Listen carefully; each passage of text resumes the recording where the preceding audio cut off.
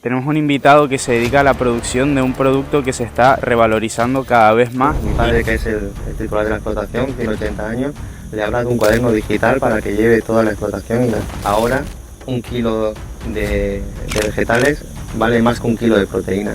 Pero sí, literalmente un kilo de tomates mismo puede llegar a valer ahora mismo en algunos momentos más que un kilo de pollo. Eso es normal. ¿Crees que realmente nuestro país puede ser autosuficiente? Existen los aguatenientes y los recursos hídricos son privados, están privatizados. ¿Por qué crees que la gente tiene tanto rechazo a los alimentos transgénicos? Si trabajáramos de forma coordinada o tuviéramos una especie de OPEP como los del petróleo, podríamos dominar el precio, pero no se producen esas sinergias. Seguir a estos chicos que tienen mucho talento y darán mucho que hablar.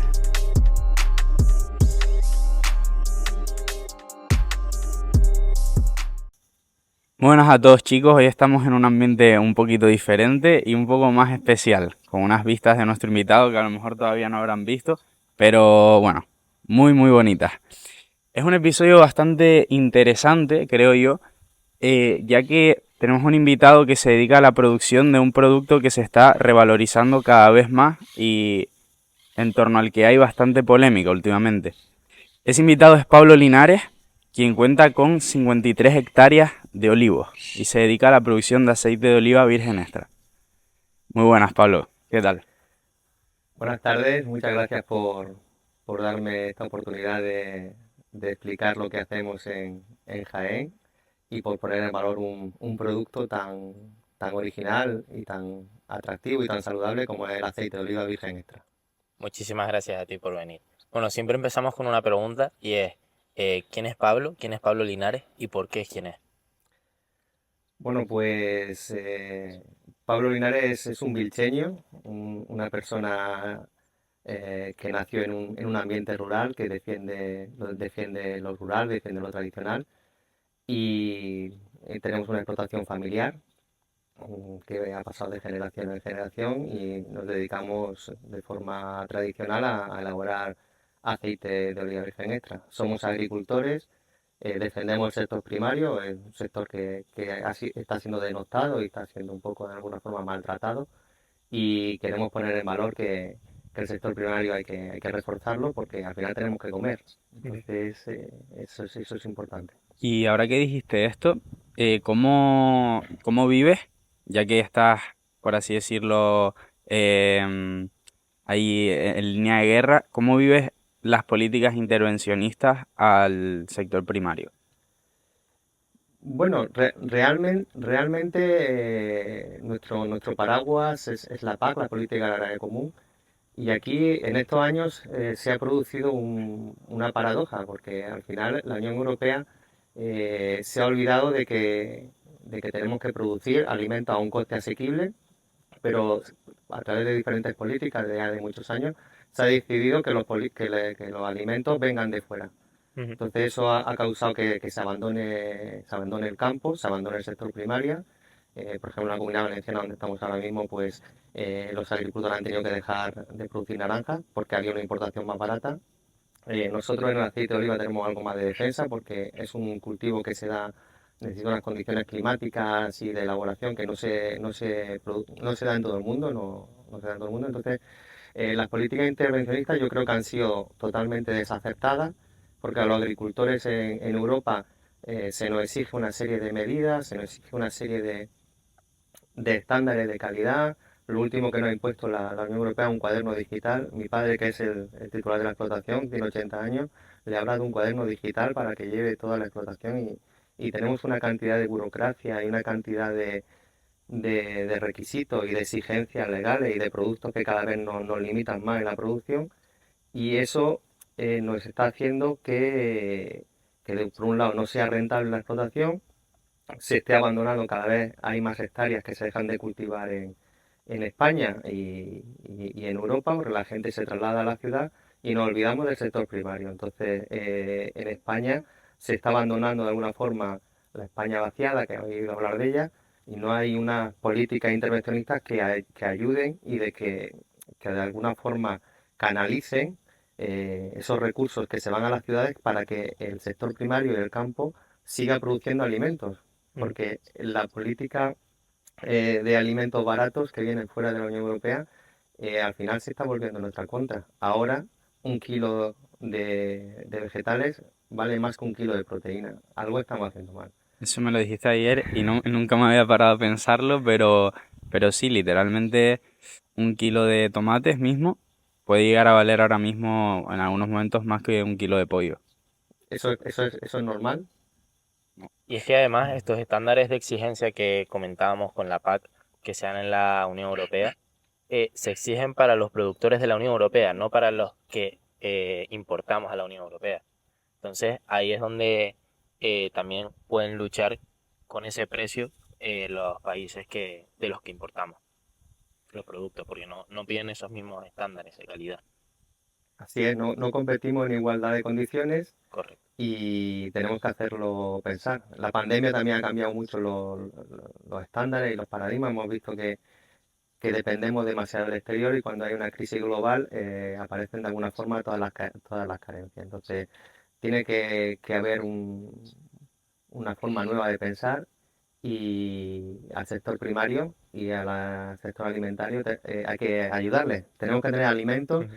a un coste asequible. Eh, Tampoco nos interesa que el precio del aceite se dispara hasta 10 euros ni que valga 1,75 como se liquidó hace 4 años. Hay que intentar que haya una cesta de la compra estándar y que la gente pueda acceder a todos los productos frescos a un precio asequible, pero eso con las actuales políticas agrarias comunitarias no ayudan a esa, a esa, a esa filosofía Y, de alimentos a un coste razonable. y acerca de vuestra producción, realmente cómo se da la producción, porque comentabas que era un negocio familiar, que lo habéis ido heredando, ¿no? De generación en generación. Y cómo es la producción del olivo en este caso, que es lo que tenéis ustedes. Pues fundamentalmente nosotros somos agricultores, nos dedicamos a cultivar en las hectáreas que tenemos ahí en Jaén. Hay una serie de laboreo durante todo el año. La recogida, tenemos dos fases en la recogida. En noviembre hacemos un aceite temprano con aceitunas verdes, que es un aceite un poco más afrutado y un poco más sabroso. Y luego la gran producción se recoge de entre diciembre y enero. Esa es más o menos el ciclo. Nosotros recogemos la aceituna y la llevamos a la almazara y ahí se produce el aceite. Que si queréis os explico un poco Sí, sí, por supuesto. los diferentes subproductos que salen de la aceituna. Sí, te iba a Eh, preguntar porque justamente ayer lo estábamos hablando y bueno, no tenía ni idea, la verdad. bueno, pues el fruto del, del olivo es la aceituna. Ujú. Entonces la aceituna se moltura y de ahí obtenemos una pasta. De esa pasta pueden salir 4 tipos de aceite. Entonces, está el aceite de máxima calidad, que es aceite de oliva virgen extra, que solamente se obtiene por procedimientos mecánicos y es apto para el consumo humano directamente, sin ningún tipo de proceso alternativo, como si te tomaras un zumo de naranja. Ujú. Luego está el aceite de oliva virgen, que también se obtiene por procedimientos mecánicos y no da la nota de cata porque hay un catador que diferencia entre extra y virgen. Esos 2 tipos de aceite son zumos de aceituna. Luego salen otros aceites que en función de la madurez de la aceituna o si la aceituna se ha caído al suelo o si es una aceituna defectuosa, eso da origen a un aceite de oliva lampante, lampante viene del nombre de las lámparas, ese aceite de baja calidad que se utilizaba para alumbrar las lámparas. Ese aceite no es apto para el consumo humano. Entonces hay que pasar por un procedimiento de fenoles, de filtrado y de someterlo a estas temperaturas que le quitan muchas propiedades y entonces es el que se denomina aceite de oliva. Por lo tanto, si en el supermercado veis aceite de oliva y veis la etiqueta, es aceite refinado, un producto de Mm. baja calidad que hay que refinarlo para dejarlo neutro y lleva un porcentaje pequeñito, a lo mejor un 1% o menos de aceite de oliva virgen extra, del aceite bueno, para darle aroma, textura y sabor. Y luego del subproducto, de toda la pulpa, de todos los desechos de alguna forma, para que lo entendáis, de la molturación, ahí sale otro subproducto que se llama aceite de orujo de oliva, que esa pulpa se filtra y se le pasan unos productos químicos para extraer ese pequeño resto de aceite de oliva que queda ahí y eso da origen al aceite de orujo de oliva. Y eso también es apto para el Exacto consumo. para el consumo humano una vez que se refina. Entonces tenemos cuatro tipos de aceites, los premium o zumo de aceituna, que sería el virgen y el virgen extra, que eso sería el zumo de naranja, y el refresco de naranja, que sería pues el aceite de oliva secas y el aceite de orujo de oliva. Y Entonces tenemos zumo de naranja, que sabemos todo lo que es, el zumo de naranja recién exprimido, y el refresco de naranja. Y es la diferencia básicamente que Buena hay comparación. entre oliva y orujo y virgen o virgen extra. Por eso por lo menos siempre tiene que llevar los dos apellidos. Hay que consumir aceite de oliva virgen extra ujú, o en su defecto virgen. Los dos son de similar calidad, lo único que el extra pasa un panel de catas y si el catador le da más de 8 puntos, pasa a la categoría de extra. exactamente qué se valora en una cata de aceite, ahora que lo dices. Lo primero que se valora es que el aceite no tenga defectos. El catador profesional detecta todos los defectos que tiene. Se toma en una copa, entonces lo somete a una temperatura con la mano y lo huele. Entonces, nada más que olerlo, él ya si la aceituna ha sufrido o se ha hecho el aceite con aceitunas podridas o de mala calidad, aparecen defectos que se llaman de atroje y aparecen defectos en el olfato. Luego se cata y aparecen todos los defectos a nivel de sabor. O sea, tenemos olfativo y sabor. La vista no interviene en la cata. Por eso se hace porque a lo mejor hay aceites amarillos que son de excelente calidad y hay aceites a lo mejor muy verdes que son de pésima calidad. Por lo tanto, visualmente no nos tiene que influir a la hora de determinar un aceite si es bueno o malo. Ujú. Simplemente juegan el olor y el sabor. Y esos son los atributos en una serie de parámetros que tiene la hoja de cata y el catador va anotando en función de los atributos. Y luego hay unos atributos químicos, que es la acidez, Mm. ¿de acuerdo? Entonces hay unos atributos químicos y unos atributos sensoriales. En función de eso sale el aceite o se cataloga el aceite como virgen o virgen extra. Y antes estábamos hablando, ¿no?, sobre la necesidad de España de siempre importar productos. Eh, ¿Crees que realmente nuestro país puede ser autosuficiente en cuanto a sector primario? Si no autosuficiente, sí que podemos producir gran parte de lo que consumimos. Porque ahora mismo, ¿cuánto producíamos? Que me lo dijiste ayer. El año pasado estuvimos en unas 800.000 toneladas de aceite de oliva virgen extra y nosotros consumimos, de virgen, aceite de oliva, ¿no? De todas de todas las calidades. Nosotros consumimos en consumo interno unos 400.000 toneladas, o sea que el resto se exporta. Entonces, yo creo que podemos producir más. Lo que ocurre es que hace falta política hídrica. Hay una cuenca, necesitamos agua del norte para que vaya a la cuenca mediterránea para donde está la zona intensa de cultivo, tengamos agua. Si hubiera una política hídrica nacional coherente, nosotros seríamos un referente a nivel europeo a la hora de producir alimentos.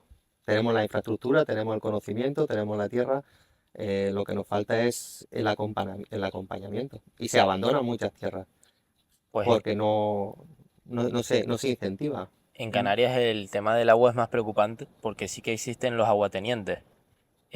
Por una política que se hizo hace muchos años acerca de los recursos hídricos y demás, existen los aguatenientes y los recursos hídricos son privados, están privatizados. Entonces la problemática acerca del agua en Canarias es mayor. Aparte de que tenemos todo el agua del mundo que queramos salada, eso sí, desde luego, pero todo el país también. Pero lo que es agua dulce, agua apta para el consumo, las reservas cada vez están menos, pero porque, por eso, por las políticas que hay de agua, que nunca las han corregido. O sea, esto viene de muchísimos años atrás. Ujú. En Y España, perdona, en España sí, pasa sí. algo parecido. En España también se ha privatizado, se le ha dado competencia a las comunidades autónomas en el tema de agua, algo que debería ser estatal porque es algo estratégico que afecta a todo el país. Se le ha dado competencia en el tema de agua a las comunidades autónomas y entonces ha habido como una especie de privatización. Entonces, este recurso es mío y no lo voy a compartir. Entonces, ahora que lo estamos viendo también con la problemática que tenéis en Canarias, pues con el agua pasa lo mismo. No hay una solidaridad y no hay Ujú. una política común, decir, vamos a dejar a los técnicos que trabajen y vamos a ver técnicamente cómo le podemos sacar el mayor rendimiento a esta agua que tenemos cuencas que son excedentarias. En el norte sobra agua y en el levante nos falta. ¿Hay que dedicar agua a la agricultura? Sí. ¿Hay que dedicar agua a los campos de golf? Sí, de forma coherente. De forma coherente es un recurso, es como el que tiene el petróleo. Nosotros tenemos el agua, que es el mejor abono que hay y el mejor fertilizante que hay para la agricultura es el agua. Y exactamente por qué ocurre este problema, de que no trasladan esa agua del norte hacia el sur. Yo creo que se politiza, yo creo que un poco todo y no se deja trabajar a la parte técnica. Igual hay una serie de intereses eh, por encima de los... No se ve el interés general, que es lo que debería primar, eh, sobre el interés particular. Yo creo que se politiza y se empieza a hacer eh, eh, política sobre un recurso, sobre un tema tan sensible como es el agua y no se optimiza, no se le hace caso a la parte técnica, de decir, oye, si hay un excedente, este excedente puede ir con este caudal se puede derivar hacia el Mediterráneo, hacia Almería, donde hay una serie de productores. Yo creo que hay muchos intereses a nivel particular y no se vela por el interés general, que era lo que nos marca nuestra Constitución, ¿no? Que, Ujú. que, que tenemos que velar por el interés general. Yo creo que eso se ha perdido y igual estamos en un punto de no retorno y será complicado de llegar a esa imagen de país y a esas políticas de alguna forma que nos hagan un país grande en el tema del sector primario, que podemos serlo. Antes estábamos hablando de la parte de producción. Realmente, ¿cuáles son los gastos de producción de vuestro terreno en el que cultiváis los olivos? Pues la estructura de coste, el mayor coste que tiene el olivar es la recolección, la mano de obra, porque el olivar es difícil de mecanizar. Nosotros hemos ido invirtiendo estos años porque tenemos un problema grave con la recogida, no hay mano de obra para recoger la aceituna por diferentes temas. Entonces, nosotros estos últimos años hemos estado invirtiendo mucho en modernizar y en depender cada vez menos de la mano de obra externa. Sí que es verdad que en el campo había una capa técnica que, por ejemplo, mi hermano y yo, que somos los que llevamos un poco de la explotación, el ingeniero de camino, yo soy economista, sí que ha habido una parte técnica que sí que ha vuelto a gestionar el campo y eso ha habido un salto cualitativo en la gestión, pero la capa de mano de obra no hay una mano de obra para esa recogida. Entonces, la estructura de costes, podríamos decir que de toda la estructura de costes total, un 30% eh, puede ser 30-40% puede ser mano de obra, 20% energía, porque necesitamos energía, todo lo que es combustible, energía eléctrica, que ha subido, hemos tenido unos costes, y luego pues el resto pues amortización y demás. Pero el coste ¿Y agua? fundamental, el agua y la energía, Ah, vale. tenemos sondeos y es lo que te he dicho, amortizar el sondeo y la energía eléctrica que utilizamos para sacar. El mayor problema que tenemos ahora mismo, por un lado, es el agua, porque al final los acuíferos se agotan y no tenemos un caudal regular. El agua de lluvia, que también para nosotros es muy importante.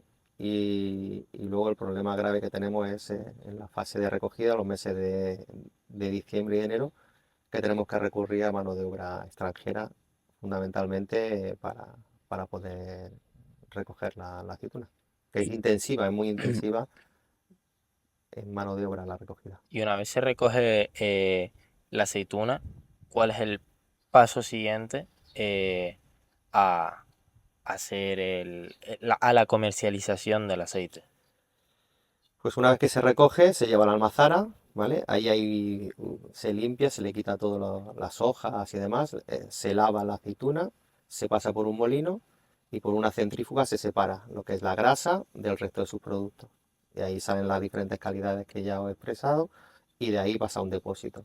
Nosotros del 100% de producción que tenemos, comercializamos envasada en torno a un 5% y el 95%, si esa era tu pregunta, el 95% se, se vende a granel, porque es una fase que el agricultor somos productores. La fase de comercialización y de venta no estamos preparados para entrar en ese circuito. De hecho, ha habido muchas estafas en el tema del aceite de oliva y hay agricultores que han entregado la producción y luego no le han pagado. Entonces, hay un dicho que dice que el que se quema con leche ve la vaca y llora, ¿no? Entonces, en el sector de oleícola en Jaén, antes de que salga el camión, el producto tiene que estar pagado.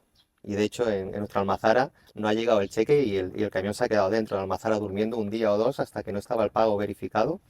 Eh, Transferencia a AMF por Banco de España, irrevocable, y hasta que no está el dinero no sale. Que Entonces, suele ocurrir esto. no, ha ocurrido. Entonces, como ha ocurrido, nuestras ventas, nosotros no tenemos ningún tipo de impago. Entonces, eso de alguna forma, este tipo de política de que los socios no participan directamente en la gestión, ¿vale? El presidente también es un socio más, no es un gerente profesional. Eso y es lo que pasa en la mayoría de... En Jaén hay 313 almazaras, hay 97 municipios. Imaginaros la cantidad de pequeños productores y de fabriquitas que hay y cada una y no están coordinadas entre ellas. Y la gestión no es profesional, es alguien que yo soy productor y pues voy a lo mejor una vez a la semana, una vez al mes o una vez cada 6 meses paso por allí y eso es incompatible con una estructura empresarial y de comercialización. El granel es fácil vender porque no te equivocas, porque al final el aceite es un commodity que cotiza, y entonces tú vas a la tablilla y al precio que está cotizando siempre tienes venta. O le bajas 10 céntimos y siempre tienes un comprador al precio que cotiza en ese mercado mayorista. Y lo vendéis a través de la cooperativa. Claro, la cooperativa es la que se encarga de vender los graneles y luego nos liquida a nosotros lo que es la producción que hemos llevado ahí. Y luego la cooperativa se encarga de embotellarlo, Ese, tin- etiquetarlo y esa comercializarlo. pequeña producción que hacemos se encarga. Claro Pero que para que te hagas la idea, tenemos un maestro de almazara y una persona que se encarga de la oficina, de envasar, es todo Ok, es algo muy pequeñito. básico, muy pequeñito y no tenemos una estructura comercial como las grandes aceiteras. Ni hacemos campañas publicitarias, ni tenemos departamento comercial, ni tenemos departamento de exportación. bueno, eso es lo que hablábamos ayer, ¿no? Que te pregunté sobre los márgenes y demás. Y cuánto de rentable era. Y bueno, entre la venta final y el distribuidor, que me dijiste que el distribuidor también tiene que encargarse del empaquetado, de sellar el paquete y todo esto, que tiene, o sea, muy poco margen de beneficio. Y que el poco margen que tiene lo gasta en todo ese proceso. El margen, el aceite de oliva tiene la particularidad que no pasa como otro tipo de productos, que en origen es muy barato y se va multiplicando por cada intermediario que pasa. Por ejemplo, un kilo de tomates puede valer 0,50 y luego en el supermercado puede valer 3,50 euros. El virgen extra, por ejemplo, ahora mismo en el precio mayorista está a 7,50 euros y en el supermercado lo puede encontrar a 8,50 euros. Hay un euro a repartir en toda la cadena, que es muy poco. Es poco margen para repartir en toda la cadena. Entonces, eh, unido al factor de que no tenemos estructura, unido al factor de que hay poco margen, no, en teoría no parece interesante que el agricultor se dedique a comercializar ese producto, porque al final tienes que tener mucho volumen y una infraestructura que igual no es rentable. Sí, porque justamente te iba a decir eso. Tienen tan poco margen, pero porque jugarán con el volumen. Correcto. Entonces, Correcto, las grandes al- aceiteras juegan con millones y luego ellos también tienen, al jugar con aceite de diferentes calidades, de virgen extra, del oliva y de los subproductos que hemos dicho, pues ellos ya hacen ahí mezclas y compran a diferentes precios y tienen otro tipo de defensa y también se defiende con otro tipo de subproductos, pues hacen salsas, las aceiteras tienen un abanico, un portafolio más grande de productos y tienen más defensa. Nosotros solamente al no tener refinería, solamente utilizamos medios físicos, solamente podemos vender aceite de oliva virgen y virgen extra. Y el margen es muy pequeñito. Ujú. y luego acerca de, vale, eso estamos hablando del margen de producción, pero ustedes, vuestro margen como productor, o sea, perdón, estábamos hablando de margen de comercialización, ustedes con el margen de productor, frente a los costes de la producción a la venta que hacéis al por mayor, realmente cuáles son los márgenes más o menos. Pues es que esto es muy variable, porque en el olivar hay unos costes fijos, independientemente de que tengas producción o no. Ujú. Entonces, si tienes esos costes fijos, va a depender mucho de la producción que tengan cada año, por eso los márgenes no son fijos. Entonces, este año hay agricultores que tienen los costes fijos, los siguen teniendo, porque tienen que abonar, tienen que hacer todos los laboreos, y si no tienes producción, el coste se te dispara. No es como una cadena de producción que fabrica tornillos y Ujú. entonces tiene unos componentes fijos y dices, si pongo un 30% de metal, le pongo 30% de mano de obra, los costes los tengo estándar. Aquí no hay unos costes fijos, varía de una campaña a otra, el diferencial puede ser abismal. Ahora que hay poca producción, nuestros costes se nos disparan. Cuando hay mucha producción, nuestros costes de producir son menores, pero también el precio, los ingresos, nuestra cuenta de explotación que recibimos también es menor. Entonces, el coste de producción, pues a partir de 2 euros con 50, a partir de 3 euros el litro de aceite en unas condiciones normales, ceteris paribus, ¿no? Si todo se mantiene constante, puede ser rentable. Lo que ocurre que no siempre cuando el aceite está a 10 euros tú tienes la máxima producción. Ujú. Entonces tú tienes a 10 euros, los costes fijos los tienes los mismos, pero tus ingresos se disminuyen porque tienes menos producción. ¿Y cómo os preparáis para este mercado tan variable realmente? Porque es un mercado que, como nos comentas, depende de la producción y luego de la venta, del propio mercado, de la fluctuación del precio. Rezando, rezando y mirando al cielo para que llueva.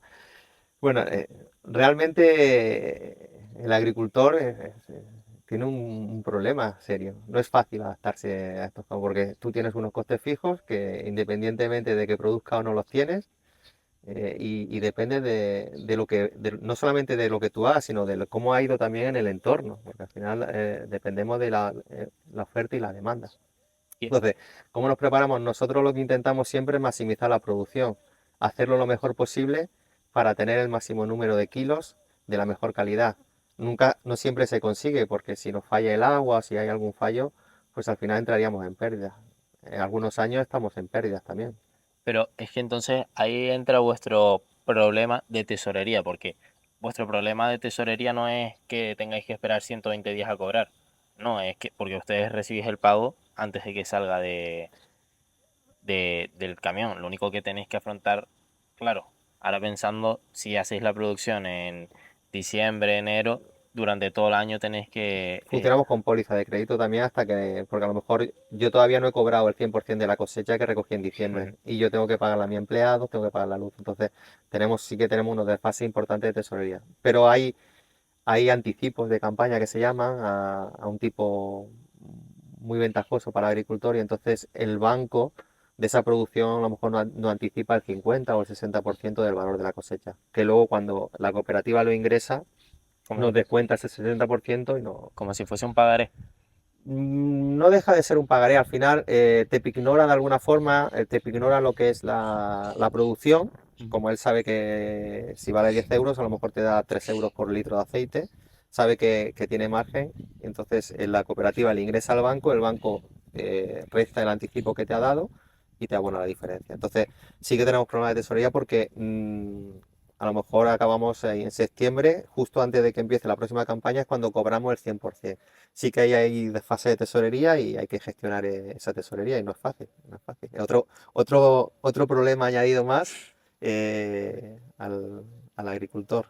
Y ahora, hablando de esta problemática, y que es algo que es bastante difícil, de gestionar la empresa, ¿no? Que es tan grande en cuanto a hectáreas y realmente en producción, quizás no es de las más grandes, pero tiene una gran capacidad. ¿Cuáles son los tres mayores problemas que suelen tener o las tres cosas más difíciles dentro de la empresa y de la producción? Hombre, los retos, lo más difícil que tenemos, como te he dicho antes, es la recogida. La recogida para nosotros es un problema porque es donde se va la mayor parte del coste. En segundo lugar, la inestabilidad del mercado, que empezamos el año que en el precio llegó hasta 9 euros y ahora está en 7,50 y hay cierta volatilidad y nunca sabes cuál es el momento más acertado para vender, ¿no? Entonces al final también se especula, es un mercado en el que se suele especular, como con el cacao, con el café, con otros grandes. No deja de ser un commodity el aceite Hay gente que dice que no, pero yo estoy convencido que no deja de ser un commodity. El- Sobre todo la mano de obra, la variabilidad de precios y sobre todo el mayor problema que tenemos en los últimos años es el coste de la energía. El coste de la energía se nos ha ido de las manos, se nos ha disparado. Porque al final la energía, tanto el petróleo, que es todo el tema de abonos y fertilizantes, como la energía eléctrica, nos ha destrozado. Mira, y antes estábamos hablando justo, que tiene que ver con esto, del agua, ¿no? Y de la problemática del agua. Y te quería preguntar que cómo ves, o sea, cómo ha afectado el cambio climático a las cosechas de la forma negativa que puedas ver y si hay alguna forma positiva también que haya afectado. ¿Lo has notado o no? A lo mejor me dices, yo no he Sí, notado sí, nada. sí, lo hemos notado. Ahora los veranos son mucho más cálidos, las tormentas son de alguna forma más violentas, eso nos beneficia, no llueve de forma laminada, sino son tormentas de alguna forma más agresivas, que hacen más daño, provocan más erosión.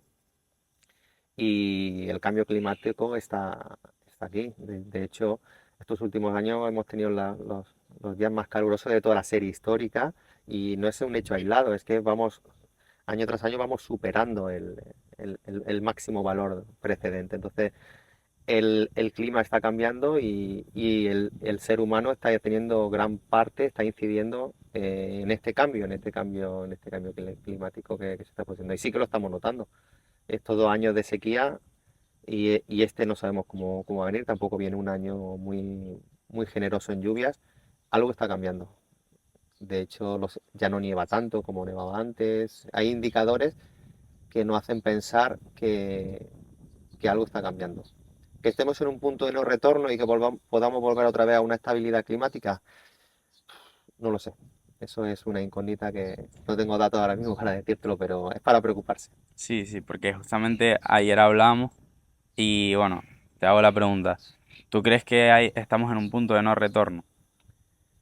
Yo creo que estamos en un punto preocupante y estamos en un punto en que hay que analizar que las políticas que se han hecho hasta ahora no han servido de mucho, porque las emisiones de CO2 y coge la gráfica con todas las políticas que se han hecho no se ha reducido las emisiones y se nos está de alguna forma la línea verde por la que va la Unión Europea de forma aislada no es eficiente porque al final todo eso supone un aumento de costes para nosotros que el resto, al vivir una economía global, no está aplicando. Entonces que nosotros seamos muy ecologistas y seamos muy promedioambientales y el resto del planeta no sea ecologista o medioambiental y no le exijamos a esos productos que vienen de fuera los mismos estándares que nos están exigiendo a nosotros, ese es el gran problema y yo creo que ese es el gran desafío que tenemos en los próximos años. Que los estándares que nos exigen en Europa, ¿vale? En el primer mundo se exija de alguna forma con una serie de ayuda o con una serie de transferencias tecnológicas a esos países que producen para que los estándares sean los mismos. Sí. Entonces, si se va por ahí, si se va por esa línea de hacer esa transferencia tecnológica, esa transferencia de conocimiento, intentar igualar los sistemas de producción, yo creo que podríamos mejorar, pero no sé si se hará. Hay muchos Ujú. intereses particulares. Sí, que eso, básicamente eso es lo que afecta a que el producto de fuera sea más barato que aquí. Y si te iba a preguntar una cosa y se me acaba de ir, así que pregúntale tú. Yo tengo otra pregunta que es un poco cambiando de tema y es ¿a cuántas personas tenéis empleadas? ¿Cuántas familias tenéis empleadas? Porque al ser un territorio tan amplio y luego que también, bueno, responda a este y después te hago la siguiente. Bueno, nosotros tenemos 2 trabajadores fijos durante todo el año y luego en campaña se refuerza con unas 10 personas más durante 2 meses para la recogida, pero básicamente empleo directo son 2 durante todo el año. Hay trabajo también indirecto porque hay empresas auxiliares que cuando hay podas nos pican lo que es la poda vegetal y demás. Pero básicamente con 2 personas se puede gestionar una finca, lo que es la producción. Ujú. Luego en Almazara hay otras 2 personas también fijas, pero esas personas también gestionan nuestra producción y la producción del resto de socios. Y hay mucho trabajo, hay mucho empleo indirecto. Tienes que tener en cuenta que en Jaén el 80% de la superficie, y si has pasado por allí, es olivar. Sí, sí, sí, sí. Produce el 20% de la producción mundial. Entonces es el regulador a nivel mundial tanto de producción como de precio. Sí, estuvimos hace poco y la verdad que mirabas por donde mirase, era todo, todo, todo olivo. Te hace una idea, el 80%, 70 millones de olivos, es el bosque humanizado, el bosque plantado a forma artificial más grande del mundo. O sea, un bosque que ha hecho el ser humano, el más grande del mundo. Y 70 millones de olivos. es un 20% la producción mundial de aceite, Sí, aproximadamente. sí. Me parece impresionante, me Sí, sí. parece... Porque además solo de Jaén, no estamos hablando de toda España, Nada, solo nada, Jaén. solo Jaén. Entonces, si trabajáramos de forma coordinada o tuviéramos una especie de OPEP como los del petróleo, podríamos dominar el precio, pero no se produce esa sinergia. Ya te he dicho que hay 313 almazaras que producen y, y cada una pues con sus intereses particulares. ¿Y por qué crees que no se surgen esas sinergias para hacer una cooperativa o poneros de acuerdo todos? Yo creo que hay 2 factores que impiden eso. Primero, que para la mayoría de la gente de Jaén el olivar es una renta complementaria, no es un medio de vida, Ujú. no es su principal fuente de ingreso. Entonces eso hace que no haya de alguna forma un pleno interés, ¿no? Entonces dices, si cobro 6.000 euros este año, bien, y si cobro 8.000 también bien, y si cobro 5.000 pues también bien, Sí, ¿no? es como una renta extra. Es como una renta extra. La mayoría de agricultores es una renta extra. Son minifundios, son olivares pequeños, entonces eso es uno de los principales. Y luego el segundo factor y más importante, que no hay profesionalización del sector. Las cooperativas no hay un gerente profesional por 2 factores. Primero, porque no se quiere, porque tú le dices a un agricultor que de tu producción te voy a quitar 10 céntimos de kilo para pagarle a un gerente para que te defienda el producto y vea canales alternativos y eso es difícil de vender. Y que luego igual sería el beneficio mucho más óptimo. Sí, sí, tú inviertes 10 no sería un gasto, porque ellos lo ven Sí, como un sí. gasto, no sería una inversión, ¿no? En un gerente profesional. Tú tienes que tener en cuenta que una almazara como la nuestra, que moltura 1 millón de kilos gestiona 1 millón de kilos de aceite de oliva, son 8 millones de euros, que una empresa que factura 8 millones de euros ya se puede permitir el lujo de tener una gerencia, un departamento comercial, pero bueno, mm, es complicado. A eso unido que los márgenes son pequeños, no son atractivos, y luego el tercer problema, o la tercera derivada es la gestión del riesgo. Tú, un agricultor que te ha entregado su producto, no le puedes decir que has vendido un contenedor a Italia o un contenedor a China y no te han pagado. Te tienes que ir del pueblo. Eso no entra en la... Quieren maximizar el precio sin correr ningún riesgo, y eso, tú que conoces el mundo de la empresa, hay una ecuación. El riesgo va directamente proporcional a la rentabilidad. Sí, sí. Entonces, eso es complicado. Quizá a lo mejor ahora las nuevas generaciones y demás que tenemos otra visión un poco diferente, podemos cambiar, pero es complicado porque nosotros no, lo que sabemos hacer bien es producir. Y acerca, porque acabas de comentar lo de las nuevas generaciones, y es como un sector eh, que lo llevan bueno, sí, que hay pocas personas jóvenes implicadas en el propio sector, ¿no? ¿Y cómo crees que lo ves como una problemática o no? Es una súper problemática.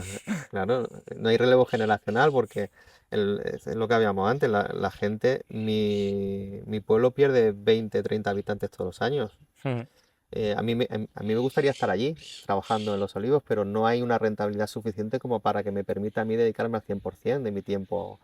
Entonces, eso provoca de alguna forma que el campo se abandone, no se profesionalice y haya un relevo generacional que no se sabe lo que va a pasar.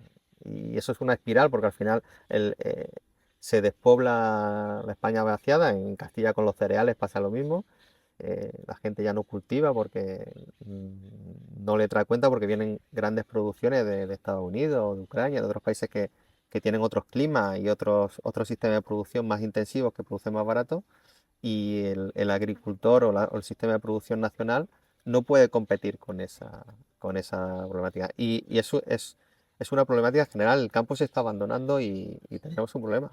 Comeremos bits o microchips o una pastilla, no sé, haremos algo porque si no hay alimentos no sé qué va a pasar. Y de hecho, en los últimos 4 años, un carro de compra de 150 euros ahora vale 250 euros. Y eso nos tiene que hacer pensar. Mm. Sí, sí. Yo creo que acerca de esa problemática, si no se soluciona de manera natural, yo creo que lo que dice mi lógica que podría ocurrir sería que empezase a una empresa ser más grande, ir comprando más hectáreas y al final que se convirtiese todo en una empresa más grande, ¿no? Y fuese dirigido por unos gerentes y gente que se dedicase exclusivamente a rentabilizarlo económicamente. O sea, no como tenerlo un ingreso extra, sino todo lo contrario, rentabilizarlo económicamente y tener muchísimo terreno como una, podríamos decir, bueno, sí, como una gran compañía, una gran empresa, ¿no? Igual podría salir por ahí la posible solución que me imagino que es la no deseada. No, pero Por- eso está pasando. Hay grandes fondos de inversión que se están introduciendo en el sector. De hecho, este año se ha agotado toda la planta que había de olivo. Había casi un año de espera porque se ha agotado toda la planta de planta joven porque hay interés y hay grandes fondos de inversión que están invirtiendo en grandes producciones en España y en Portugal. Y vamos a ese modelo, grandes productores con costes de alguna forma optimizando costes y pequeños minifundios agrupándose en latifundios Ujú. y el pequeño agricultor y demás pues tenderá a desaparecer porque no podrá adaptarse a los tiempos que vienen. Me parece una evolución natural, aunque me imagino que es no deseada por los minifundios. Bueno, yo creo que se podría hacer mucho más, porque eso luego va en detrimento de tener un producto de más calidad, va en detrimento del territorio, el territorio se empieza a abandonar. Y yo creo que hay que darle una pensada a ver qué modelo queremos, si queremos queremos alimentos baratos que vengan de fuera, que cuando hay alguna crisis alimentaria lo pasamos mal, o queremos un equilibrio con alimentos producidos en Europa, con alimentos producidos fuera de Europa, con unos estándares similares y con un precio más o menos moderado para que todos los consumidores de alguna forma puedan acceder en condiciones ventajosas. Ujú. Justamente antes que estábamos hablando sobre el medio ambiente, que me olvidé de la pregunta que te iba a hacer, y quería preguntarte, que es un tema bastante relacionado con lo que estamos hablando, ¿qué opinas de la Agenda 2030 y cómo les afecta a ustedes? Bueno, es un tema problemático. ¿Qué quieres que te diga? ¿Lo que pienso o lo políticamente correcto? Pues lo que piensas, que en nuestro podcast siempre tratamos de eso. Hombre, la Agenda 2030 y los Objetivos de Desarrollo Sostenible es una declaración de intenciones bastante ambiciosa, ¿no? De erradicar la pobreza, de que los alimentos de alguna forma lleguen a todo el mundo. La declaración de intenciones es importante. Lo que ocurre que yo creo que es una agenda que va a diferente velocidad. Entonces, si no se produce una Agenda 2030 a nivel global y todos vamos a una misma velocidad y no hay grandes pactos, eh, no es justo de alguna forma que Europa haga un esfuerzo en la Agenda 2030 en cumplir unos estándares y luego haya otro gran colectivo que no se esfuerce en el mismo, con la misma intensidad. Entonces, si no conseguimos la misma intensidad en todos los territorios, creo que la Agenda 2030 será un fracaso. Si conseguimos que haya la misma intensidad de implantación y el mismo esfuerzo en todos los territorios, el mismo nivel de compromiso en todos los territorios, yo creo que es buena y que es necesaria, pero hace falta ese nivel de intensidad que ahora mismo yo no veo. Y al final aquí como a base de normativa y a base de imposiciones legales nos hacen cumplir los estándares que nos marcan los gobiernos, pues ese mismo tipo de intensidad se tiene que ver también en el resto de países. Pero es que, por ejemplo, em, realmente los objetivos marcados, o sea, la solución para los problemas, yo creo que muchas veces no es la correcta o no es la más eficiente, porque después perjudica muchísimo, por ejemplo, en el sector primario, a agricultores que, como has dicho antes, con imposiciones legales, le hacen la vida casi imposible. Le hacen reducir sus plantaciones de X productos. Entonces, no sé, ¿no te parece que las soluciones que proponen no son las mejores? Porque yo creo que hay demasiados huecos y demasiados cabos sueltos, pienso yo. Puede ser. Yo creo que no, que la Agenda 2030 tampoco se ha escuchado no se ha escuchado a la agentes implicados. Yo creo que la Agenda 2030 tiene un componente político muy importante, pero también la gente afectada tendría algo que decir ahí, tendría que ver cómo se implementan esas, que no sea una imposición unilateral. Ahí estoy de acuerdo contigo.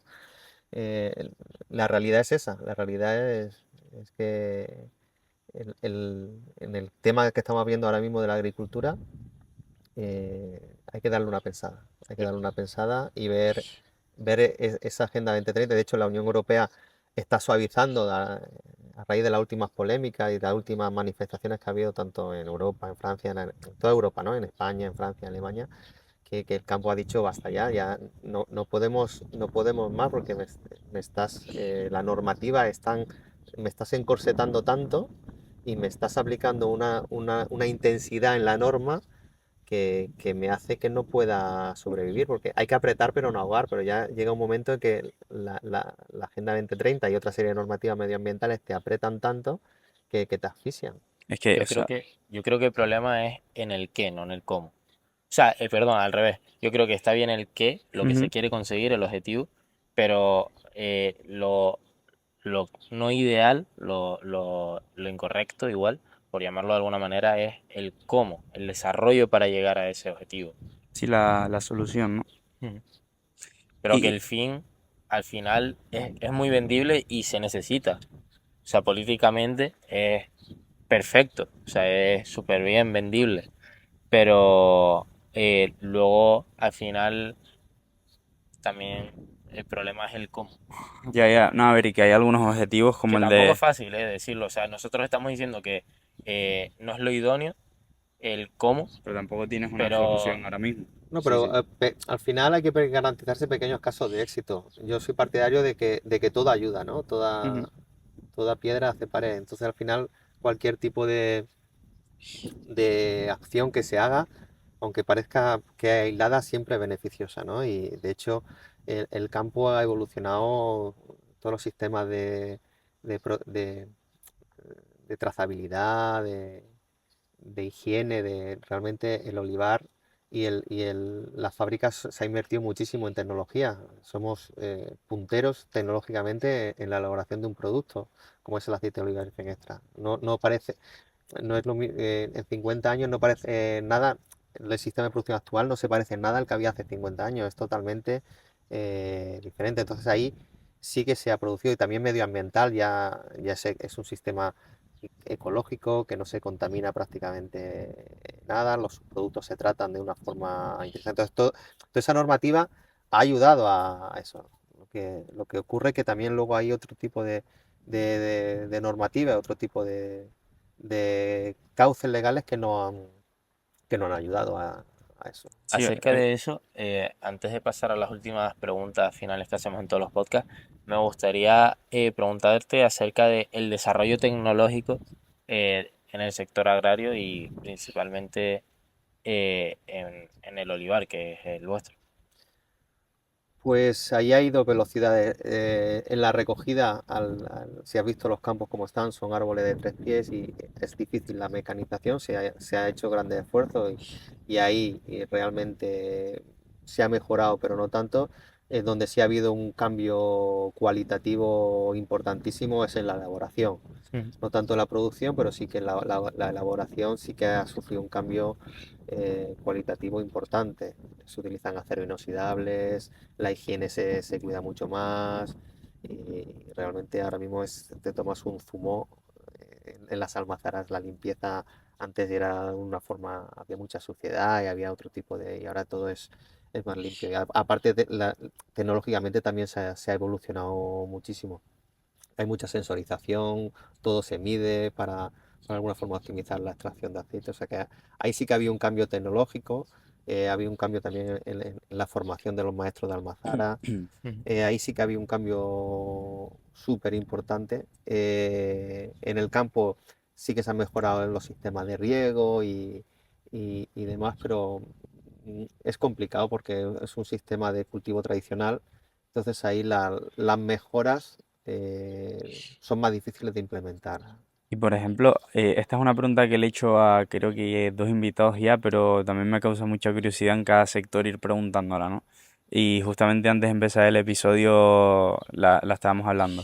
¿Cómo, bueno, se ha implementado ya la IA en el sector de agricultura? Sí, ¿no? Y si se ha implementado, ¿cómo? Realmente en el olivar no se ha implementado. Que yo sepa, sí que se están usando cada vez más drones eh, para el tema en algunas zonas para el tema de exploración y en algunos casos pueden llevar hasta incluso peso para el tema de fumigación y demás. Y la inteligencia artificial no se ha implementado, pero yo sí que le veo aplicación, por ejemplo, para detectar plagas.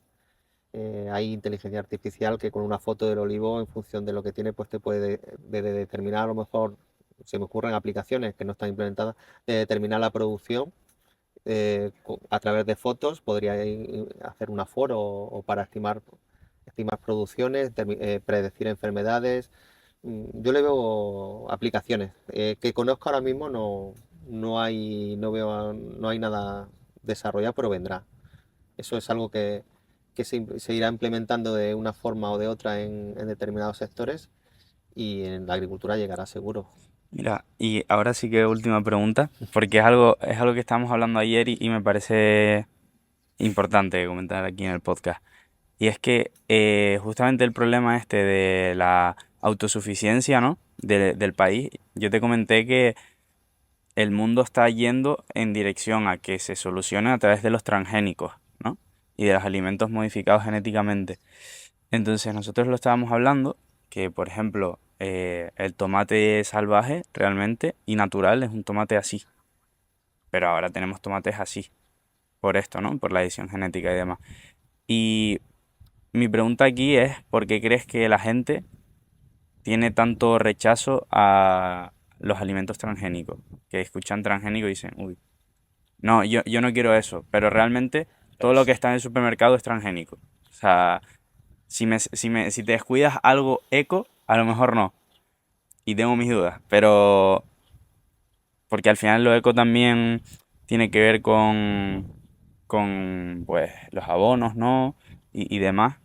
Pero casi todo es transgénico en el supermercado. Entonces, ¿por qué crees que sea este rechazo? El tema transgénico es algo que es polémico, ¿no? Porque lo que tú decías también un poco es que no había una experiencia, una generación para que se evalúe de alguna forma el impacto que va a tener esa Mm, alimentación sobre el ser humano. No hay un ciclo Mm. suficientemente, una masa suficientemente amplia. Lo que sí es verdad que sea transgénico o no transgénico, la productividad de los campos tiene que aumentar. Si África tiene 1.500 millones de habitantes y en el año 2050 va a tener 2.500 millones de habitantes, el aumento de la población mundial hay que darle de comer. Entonces, la única forma de darle de comer es aumentando la productividad. ¿Y la productividad cómo se hace? Pues gestionando bien el agua, utilizando nuevos abonos, modificando genéticamente algunas plantas para que necesiten menos agua, sean resistentes a las plagas. O sea que es inevitable. El transgénico al final es aumento de producción. ¿Por qué mm. se hace el transgénico? Porque queremos producir más por hectárea.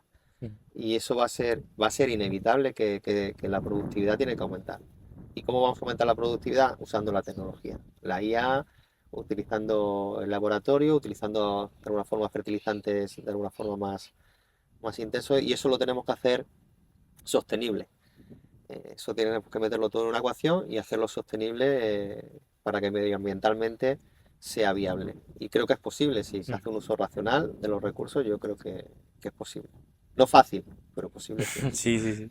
Ahora sí, pasando con la parte final del podcast, siempre hacemos una serie de preguntas y bueno, la primera es, ¿qué es el éxito para ti? Puede ser para personal y profesionalmente y si consideras que lo has conseguido. Para mí el éxito es hacer feliz a la gente. Ujú. Si la gente es feliz eh, y yo consigo con pequeñas acciones o con mi trabajo hacer feliz a los demás, eso para mí es tener éxito. ¿Y ¿Y crees que crees lo que has lo has conseguido? conseguido? ¿O A veces crees que sí, es una batalla diaria, ¿no? O sea, sí, no sí, es una vida exitosa, sino un día exitoso o un sí, momento, ¿no? sí, sí, Incluso. yo la verdad que estoy contento con lo que hago, creo que me gusta la agricultura, me gusta producir aceite de oliva virgen extra, me gusta ponerlo en valor, defender el mundo rural, porque al final las cosas se cambian desde dentro, entonces ahí tenemos, las nuevas generaciones tenemos que reivindicar y sobre todo tenemos que ilustrar a la gente y formarla. Usted tiene 4 tipos de aceite, cada uno con sus propiedades, cada uno con un precio. Usted decide si quiere comprarse un refresco de naranja o si quiere tomarse un zumo de naranja. Usted Ujú. decide, pero por lo menos que la gente sepa. Hay mucho desconocimiento. Por ejemplo, vosotros no sabíais que había 4 calidades totalmente diferentes de aceite de oliva virgen extra. El aceite de oliva virgen y de aceite de oliva a secas y de aceite, el Pomace Olive Oil, que es el aceite de orujo, ¿no? En inglés. Entonces, en el sector primario a la gente le falta mucha información. Tenemos al final yo digo que somos guerrilleros, ¿no? Ujú. Es formación de guerrilla, ¿no? Pequeñas formaciones y allí donde vayamos, insistir, insistir. A veces incluso mi hija dice, es que eres muy pesado con el aceite de oliva virgen extra. Digo, pero es que hay que ser pesado porque al final hay que ilustrar a la gente y yo creo que si nos educamos y hay educación, y porque al final cada vez comemos peor, cada vez comemos más rápido y eso incide realmente cada vez más enfermedades de tipo inmune que están directamente relacionadas con la alimentación. Entonces, al final tenemos que hacernos pensar, tenemos que comer de alguna forma más sana, más saludable y sobre todo decidir. Es decir, yo quiero comer comida chatarra, vale, pues como, pero que sepa realmente lo que estoy haciendo.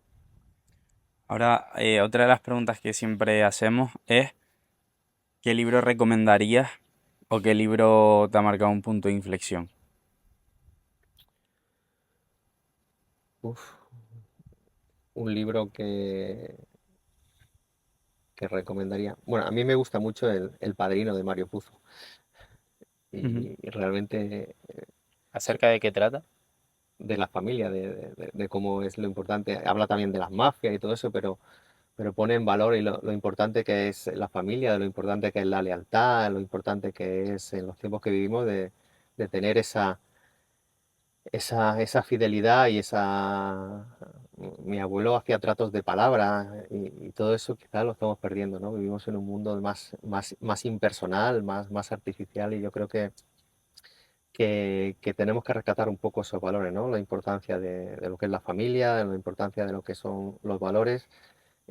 Os recomiendo que leáis el libro si no lo habéis leído. Es un clásico, pero cuenta una historia de valores y de lealtad muy, muy importante. Y yo creo que eso es fundamental, ¿no? Para que la sociedad de alguna forma evolucione, porque si no hay confianza, al final el sistema financiero se deposita en la confianza y todo tenemos que volver, se tiene que depositar tiene que haber confianza. Si no hay esa Pues confianza, es complicado evolucionar. seguro que lo leeremos. Yo, por lo menos personalmente, Sí, sí, lo sí. leeré. Y ahora ya sí que la última pregunta, y es que no es una pregunta, sino que es que tú nos hagas una pregunta a nosotros, o sea, intercambiamos papeles. Bueno, la verdad que estoy, o admiro, ¿vale? En primer lugar, porque yo también he sido siempre de pequeño una mente inquieta, una mente emprendedora, siempre me ha gustado transformar y evolucionar y allá donde he estado siempre he sido un poco, me miran como la persona rara porque soy la que viene siempre con ideas, ahora está la IA y siempre soy la persona que está intentando cambiar las cosas, ¿no? Ujú. Y odio siempre una frase en los sectores donde me muevo, no, es que esto siempre se ha hecho así y yo quiero cambiar esa frase, menos la tortilla de patata de mi madre, eso. La tortilla, esa tortilla siempre tiene que ser así, pero hay determinadas cosas que hay que irlas cambiando y esa frase tenemos que irla dando. Entonces, lo que me gustaría saber es el primero, el objetivo principal del podcast. ¿Qué os motivó de alguna forma a a meteros en esta aventura? Porque podcast hay muchos, ¿vale? Y vosotros al final creo que habéis cogido un target también interesante. Eso, ¿qué os motivó y venís de muy lejos también? Qué os motiva a dos chavales de menos de 20 años a tener estas inquietudes y tener esa mente de alguna forma tan abierta? ¿De dónde sale esa chispa? De la curiosidad innata. Mm. Yo creo que somos dos personas que tenemos una curiosidad innata y al final el principal objetivo del podcast es aprender. Sí, o sea, curiosidad, pero muchas ganas de aprender. Y de aprender cosas que muchas veces no están, no te las enseñan, por ejemplo. Al final nosotros empezamos el podcast ahora en nuestro último curso, ¿no? de bachiller. Y sí es verdad que hay muchísimas cosas que hemos aprendido en todos estos meses que no te enseñan en el sistema.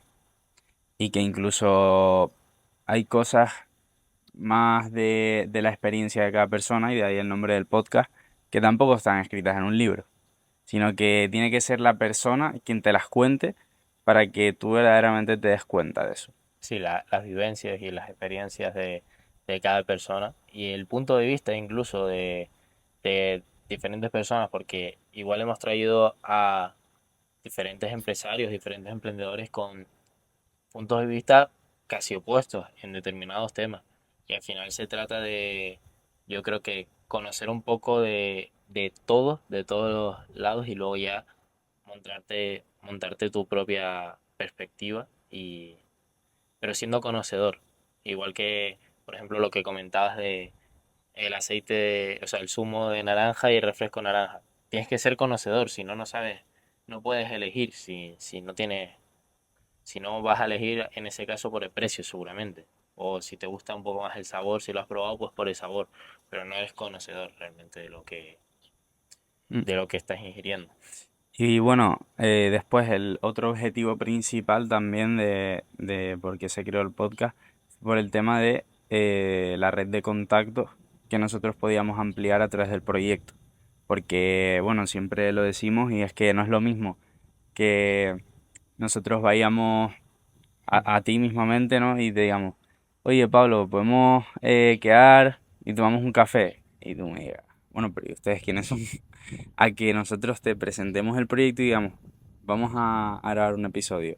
Al final así conseguimos que tú nos conozcas, conseguimos conocerte a ti y que en ambas partes tengamos nuestros contactos y además ya nos ha pasado que la otra parte también nos ha propuesto cosas, porque a lo mejor ve interés en nosotros. Una estrategia de marketing. Os estáis vendiendo sin vender. Sí, sí. Y además también que aparte esta conversación, si fuese tomando un café, no la tendríamos grabada, no podemos volver a verla porque al final los podcasts lo hacemos ahora en la conversación, pero luego que si en edición, luego cuando se sube y demás, yo cada podcast me lo puedo ver entre 2 y 4 o O lleváis incluso una 5 veces. masterclass, ¿no? Sí, O o lleváis sea, una masterclass de cada podcast. y Lo que interiorizas mucho más. es como estudiar, o Sí, sí, sí, sea, sí. por repetición. Al final hay cosas yo de todos los podcasts, como dice Berto, que em, las recuerdo y recuerdo frases exactas Muy bien, con la por, experiencia es como realmente se aprende. Más por que con repetición. cualquier otra. Muy bien, muy bien. Bueno, Enhorabuena. pues muchísimas gracias por este pedazo de episodio y esperamos que les haya gustado estas vistas inusuales, este episodio, y que hayan aprendido tanto como nosotros o más. Y bueno, un saludo chicos y recuerden, suscríbanse que Y más que lo de diga una... Pablo, porque a lo mejor así le hacen más caso, ¿eh? Seguir a estos chicos que tienen mucho talento y darán mucho que hablar. lo recomiendo totalmente. No lo decimos nosotros. Y bueno, aquí son grandes, pero fuera de las cámaras son más grandes todavía.